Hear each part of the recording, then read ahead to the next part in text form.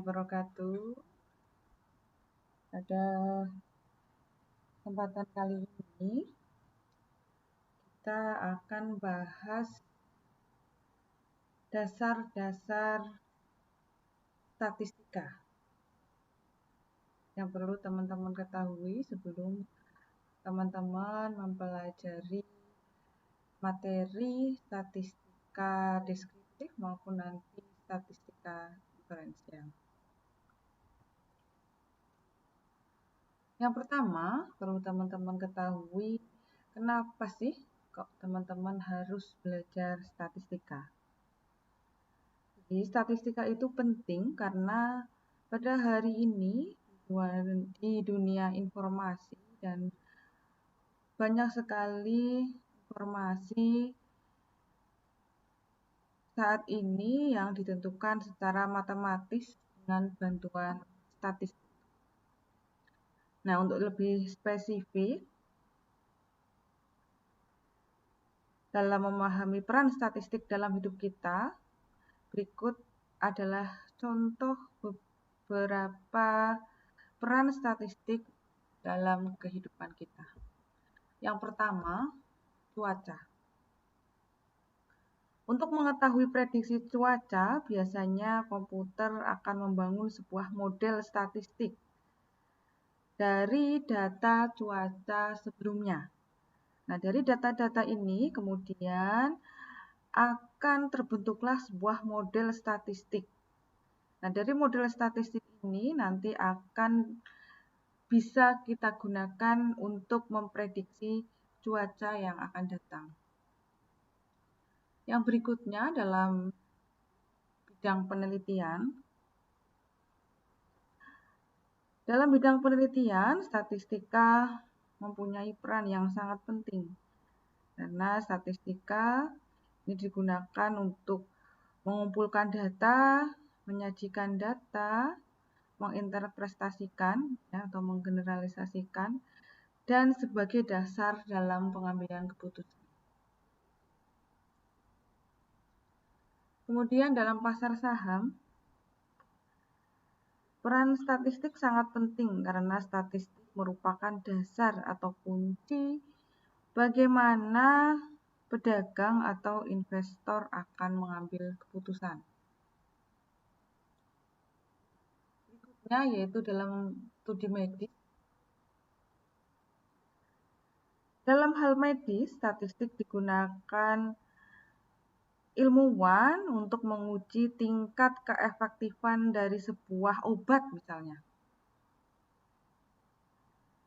Statistik juga bisa digunakan untuk menentukan kevalidan dalam statistik dari sebuah obat sebelum digunakan atau diresepkan atau dipasarkan ya. Jadi statistik ini digunakan di semua studi medis. Ya, jadi kalau ada sebuah obat baru gitu ya atau sebuah produk baru, maka perlu diuji kevalidan dari atau keefektifan dari obat tersebut. Nah, ini perlu atau harus menggunakan bantuan. Berikutnya di sebuah perusahaan. Salah satu contoh peranan statistika dalam sebuah perusahaan adalah dalam pengujian kualitas produk. Misalkan, dalam sebuah perusahaan lampu, mereka memproduksi sejumlah lampu setiap harinya. Ya, dari satu perusahaan itu pasti akan memproduksi sejumlah lampu dalam setiap harinya. Nah, mereka juga perlu menguji kualitas lampu yang mereka produksi. Nah, tetapi mereka tidak mungkin menguji semua lampu yang mereka produksi. Ya, kalau semua lampu diuji semua yang diproduksi, maka habis tidak ada yang bisa mereka jual. Maka dalam hal ini perlu peran statistik ya, supaya bisa menguji kualitas lampu tetapi menggunakan sampel. Nah, mulai dari teknik pengambilan sampelnya, kemudian penarikan kesimpulan itu juga membutuhkan peranan statistika. Jadi yang dalam hal ini itu lebih khusus statistik kendali mutu ya, atau statistik uji kualitas yang digunakan.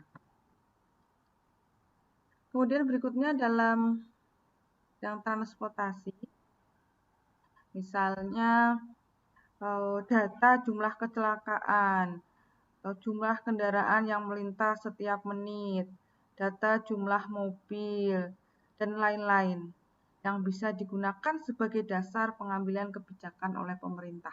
Nah, ini peran statistika di bidang transportasi. Kemudian contoh berikutnya dokter. Jadi untuk mengukur peristiwa-peristiwa penting terkait kesehatan di masyarakat misalnya. Nah, selain itu bisa juga untuk membandingkan kesehatan di satu daerah dengan daerah lain, maka dibutuhkan data statistik. Contoh lainnya lagi, misalkan statistik bisa digunakan untuk melakukan survei terhadap penderita kanker, ya, dan ternyata hasil survei menunjukkan misalkan 75% atau 80% orang yang merokok menderita kanker. Nah, maka dengan hasil penelitian itu, maka dokter dapat memiliki gagasan atau kesimpulan tentang pengaruh rokok terhadap penyakit kanker. Dan masih banyak lagi peran statistik lainnya dalam kehidupan kita sehari-hari.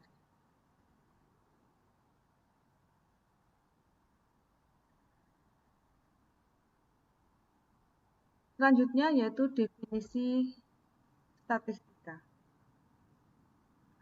Statistika adalah sebuah ilmu yang mempelajari bagaimana cara merencanakan, mengumpulkan, menganalisis, lalu menginterpretasikan, dan akhirnya mempresentasikan data. Ya, ini adalah pengertian dari statistika. Statistika ini mencakup yang pertama ada pengumpulan data, pengolahan data, analisis, interpretasi, dan pengambilan keputusan. Kalau kita bicara tentang statistik atau statistika, maka kita tidak akan lepas dengan istilah data ya. Karena statistik itu nanti tadi peran utamanya adalah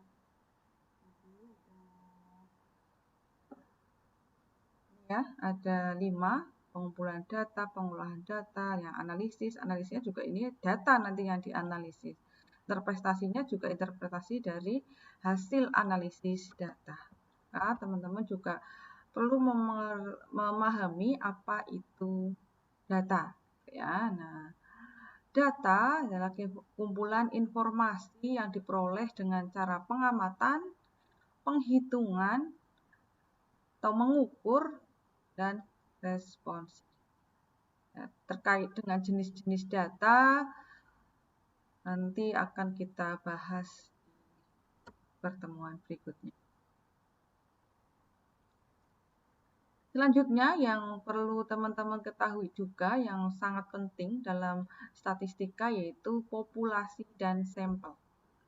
Populasi adalah keseluruhan objek penelitian yang terdiri atas manusia, hewan, benda-benda, tumbuhan, peristiwa, gejala, ataupun nilai tes sebagai sumber data yang mempunyai karakteristik tertentu dalam suatu penelitian yang dilakukan. Sedangkan sampel adalah sebagian dari populasi yang memiliki karakteristik mirip dengan populasi. Jadi misalkan ini sebuah populasi ya, yang kotak merah ini. Misalkan populasi. Nah, maka sampel adalah sebagian dari populasi. Ya, sebagian dari anggota populasi. Nah, untuk lebih memahami terkait dengan populasi dan sampel, mungkin kita bisa lihat dari contoh kasus seperti ini. Nah, ini contoh ya. Misalkan, seorang dosen ingin mengetahui apakah mahasiswa UGRIS pernah mengalami kekerasan dalam keluarga. Mahasiswa UGRIS itu kan banyak ya, kurang lebih ada 12.000 mahasiswa. Maka kalau kita melakukan penelitian terhadap seluruh mahasiswa UGRIS akan diperlukan biaya, tenaga, waktu yang tidak sedikit. Ya, untuk itu penelitian bisa kita lakukan terhadap sampel. Maka kita ambil misalkan sejumlah 250 mahasiswa sebagai sampel penelitian. Tentunya pemilihan sampel penelitian ini dilakukan dengan teknik sampling yang sesuai. Ya. Teknik sampling sendiri itu cara-cara pengambilan sampel ya, ada beberapa teknik sampling. Probability sampling dan non-probability sampling ya, nanti kita bahas lebih dalam lagi karena ada berbagai jenis ya. Jadi penentuan pengambilan sampel ini akan menentukan apakah sampel yang diambil ini benar-benar bisa mewakili populasi. Jadi butuh teknik sendiri untuk memilih sampel dari sejumlah populasi sehingga kesimpulan dari hasil penelitian itu meskipun dilakukan terhadap sampel, tetapi hasilnya itu bisa digeneralisasi atau bisa berlaku untuk semua populasi. Nah, ini contoh penelitian yang dilakukan terhadap populasi. Ya. Misalkan ini, seorang guru ingin mengetahui apakah ada peningkatan hasil belajar matematika di kelas 6A yang dia ampuh. Nah, karena jumlah siswa kelas 6A ini hanya ada 25 orang ya, atau 25 siswa, maka penelitian ini bisa dilakukan terhadap populasi. Jadi tidak perlu mengambil sampel, tetapi bisa dilakukan terhadap semua populasi. Tetapi ada juga penelitian yang tidak bisa dilakukan terhadap semua populasi. Jadi ada penelitian yang memang harus dilakukan terhadap sampel. Contoh, tes golongan darah. Ya, tes golongan darah itu kan sebuah penelitian. Ya. Kalau teman-teman ingin tahu golongan darah teman-teman itu apa, itu kan diambil sampel darahnya ya. Gitu, jarinya diambil sampel darahnya. Nah, pada penelitian tes golongan darah ini kan tidak mungkin dilakukan terhadap populasi. Ya, kalau dilakukan populasi artinya semua darah diambil. Nah, ini kan tidak mungkin. Maka penelitian ini harus dilakukan terhadap sampel. Nah, cabang ilmu statistika ini ada dua. Ya, yang pertama statistika deskriptif. Nah, statistika deskriptif ini adalah metode-metode yang berkaitan dengan pengumpulan dan penyajian suatu gugus data sehingga memberikan informasi yang berguna. Nah, mudahnya statistika deskriptif ini hanya mendeskripsikan keadaan suatu data. Misalkan teman-teman menghitung rata-rata simpangan baku itu ya, kan mendeskripsikan keadaan suatu data atau menggambarkan suatu data dalam sebuah diagram batang ya. Misalkan teman-teman mau melihat berapa persen siswa ya, kalau teman-teman sudah jadi guru, berapa persen siswa yang nilainya di atas KKM, nilai ketuntasan ya, misalkan KKM 70. Berapa persen yang di atas KKM, berapa persen yang di bawah KKM. Nah, ini cocoknya menggunakan diagram lingkaran. Gitu ya. Jadi penyajian data mendeskripsikan keadaan suatu data ini namanya statistika deskriptif ya. Nah, ini statistika deskriptif ini yang akan kita pelajari di mata kuliah statistika dasar ini ya. Nanti ada penyajian data itu nanti kita pelajari. Kemudian statistik inferensia. Statistik inferensia adalah sebuah metode yang dapat digunakan untuk menganalisis kelompok kecil data dari data induknya ya tadi contohnya penelitian sampel ya yang diambil dari populasi sampai pada peramalan dan penarikan kesimpulan terhadap kelompok data induknya atau populasinya ya, jadi ini statistik yang digunakan untuk menganalisis data penelitian yang tadi kita lakukan terhadap sampel, tetapi kalau kita menggunakan statistika inferensial, dianalisis datanya sampai pada penarikan kesimpulan, maka kesimpulan dari hasil analisis data menggunakan statistik inferensial ini bisa juga digeneralisasikan terhadap populasinya. Jadi, seperti yang sudah saya jelaskan tadi, meskipun penelitiannya dilakukan terhadap sampel, tetapi kalau kita menggunakan teknik sampling yang benar, yang sesuai dengan karakteristik populasinya, kemudian menggunakan statistik inferensia ya, yang sesuai dengan permasalahannya atau statistik ujinya, maka nanti hasil kesimpulannya bisa kita generalisasikan ya, atau bisa dikatakan kesimpulan itu juga berlaku terhadap populasi. Itu ya. Statistika inferensia ini teman-teman pelajari nanti di statistika lanjut ya. Meskipun statistika inferensia juga tidak bisa semuanya ya, karena statistika inferensia itu ada dibagi dua lagi ya, ada statistika parametrik dan statistika non parametrik ya. Ini nanti akan. Begitu teman-teman, saya rasa untuk pertemuan kali ini dasar-dasar statistika itu dulu yang perlu teman-teman pahami. Meskipun tidak banyak, tetapi ini harus teman-teman pahami. Gitu ya. Untuk berikutnya terkait dengan jenis-jenis data dan konsep dasar statistik lainnya nanti kita bahas di pertemuan berikutnya. Terima kasih. Semoga teman-teman bisa diberikan kemudahan untuk memahami materi yang sudah kita bahas tadi ya. Assalamualaikum warahmatullahi wabarakatuh.